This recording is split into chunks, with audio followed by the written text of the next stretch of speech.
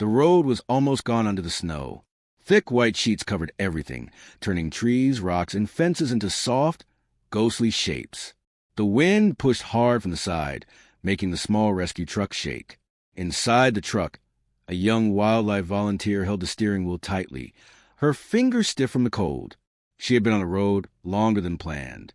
A call had come in about injured deer near the edge of a forest reserve, and she had stayed late to help.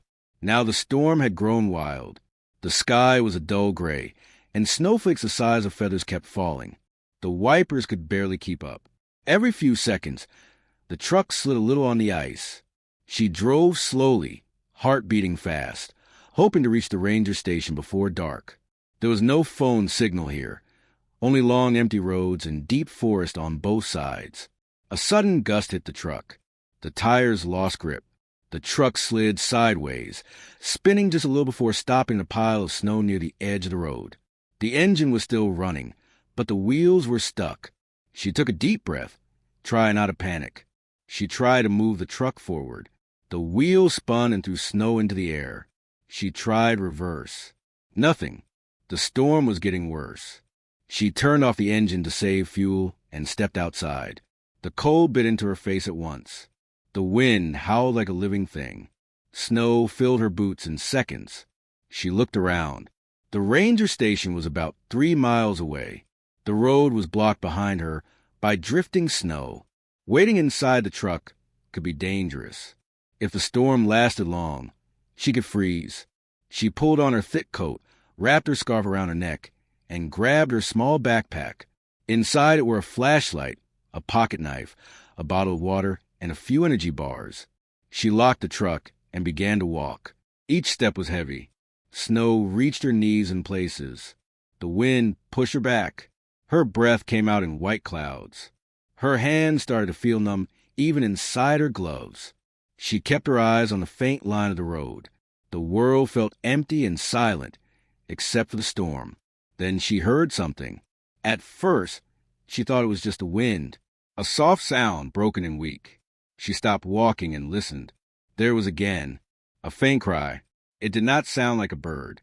It was not a dog. It was small, shaky, and full of fear. Her heart skipped. She turned her head, trying to find where it came from. The sound was coming from the trees.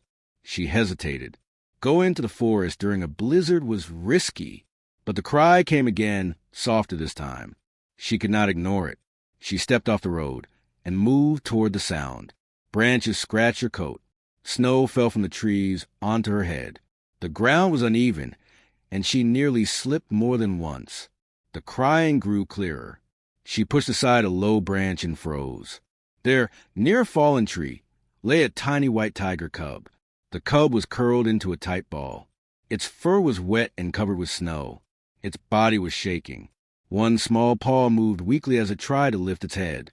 She gasped. White tigers were rare. Seeing a cub alone in a storm like this was almost impossible. She knelt down slowly, afraid to scare it. The cub let out a thin cry and tried to crawl away, but it had no strength. "It's okay," she whispered, even though she knew the animal could not understand her words. Her voice shook. She reached out a gloved hand. The cub was ice cold. Her heart broke. The cub's eyes were half open.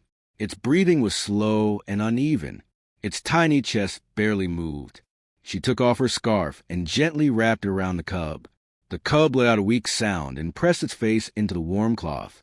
She lifted it carefully. It felt too light, too fragile. She held the cub close to her chest, under her coat, hoping her body heat could help. The storm screamed around them. She looked back toward the road. She was already far from her truck. The ranger station was still miles away. She did not know where the cub's mother was. Her hands trembled, not just from cold, but from fear. If the mother was nearby, she could be in danger, but she could not leave the cub. The cub shivered in her arms. She turned back toward the road and began to walk. Every step felt heavier now. She kept one arm around the cub and used the other to balance. "Stay with me," she whispered again and again. The wind hit her face like knives. Snow filled her eyes. She could barely see the road now. Her legs started to burn from the effort. She stopped for a moment to catch her breath. The cub let out a tiny cry. She felt tears form in her eyes. "I won't leave you," she said softly. She kept moving. Her mind raced. What if she did not make it to the station? What if the cub died in her arms? What if the mother tiger found her? She pushed the thoughts away. She focused on the next step, then the next. The cub's breathing grew slower. She pressed it closer to her chest. Her fingers were numb. Her feet hurt. The storm showed no mercy. Still, she walked. After what felt like forever, she saw a dark shape ahead, the outline of a road sign. She almost cried with relief. She was closer to the station now, but she was also exhausted. Her knees shook, her vision blurred. The cub moved weakly. She whispered its name in her mind, even though she had not given it one. "Please," she begged the storm, the forest, the sky. "Please let us live." The road stretched ahead, empty and white. She took another step, and another. The wind howled louder. The cub's tiny cry faded into a soft breath. She tightened her hold. She would not stop. Not now. Not ever. The wind did not slow down. It felt even stronger now, pushing against her like it wanted to throw her back into the forest. Snow hit her face and slipped inside her coat. Her boots were soaked. Her legs felt heavy, like they were made of stone. She kept walking. The cub was pressed against her chest, wrapped in her scarf and hidden under her coat. Its tiny body was still shaking. She could feel its weak heartbeat through the cloth.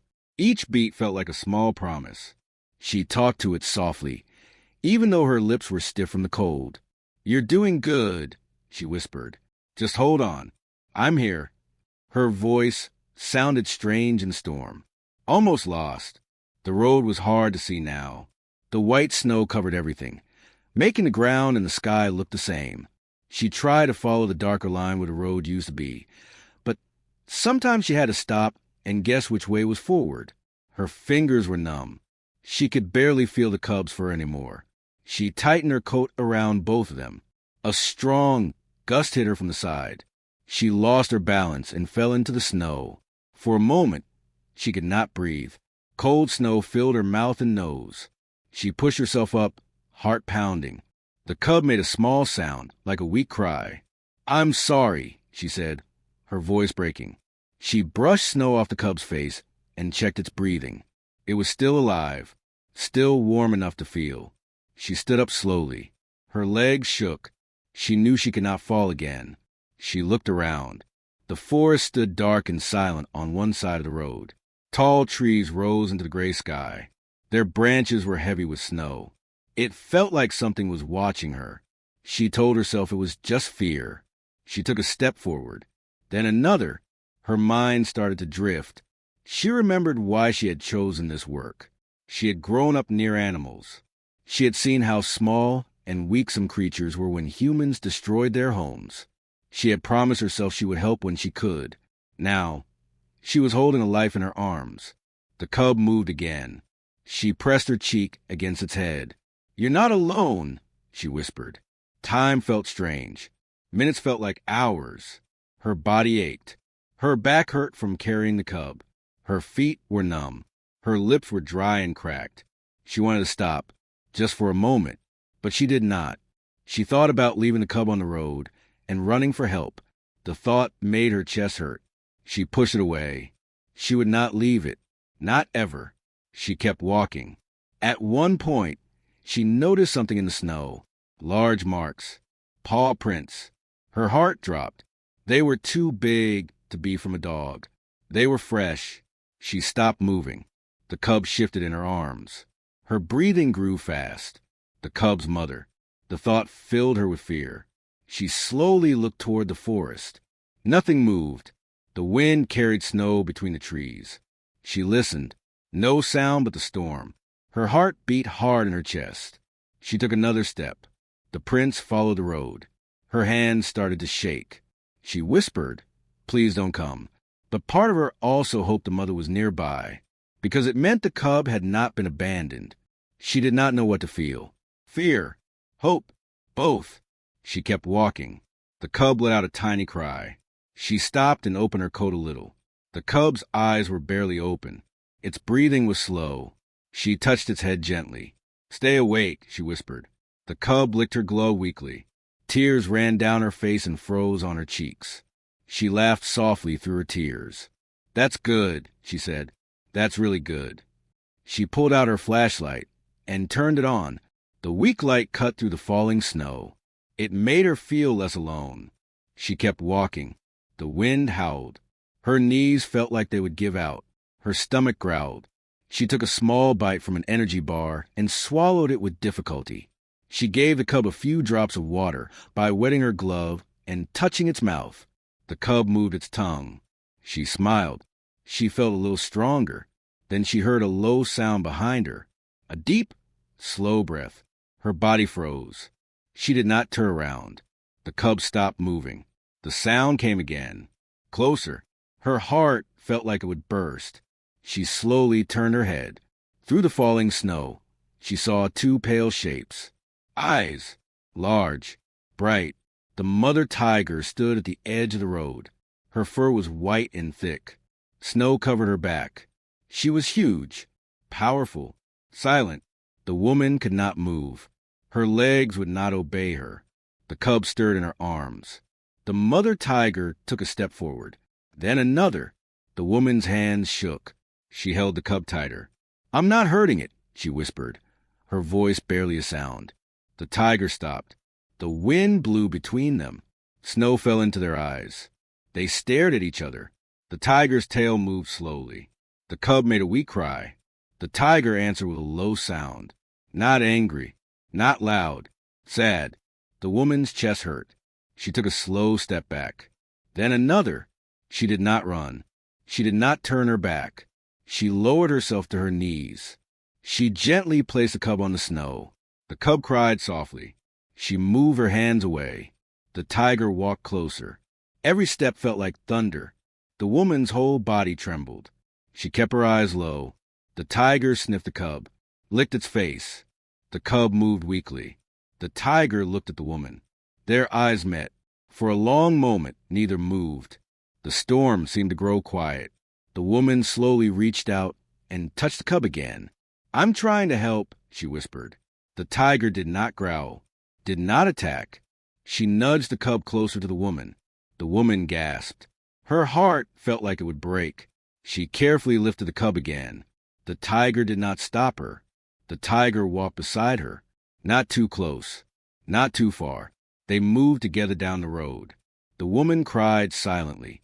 She had never been so scared. She had never felt such deep trust. The cub pressed its face into her coat. The tiger followed. The storm followed, and the long white road stretched ahead. They walked into the blizzard together.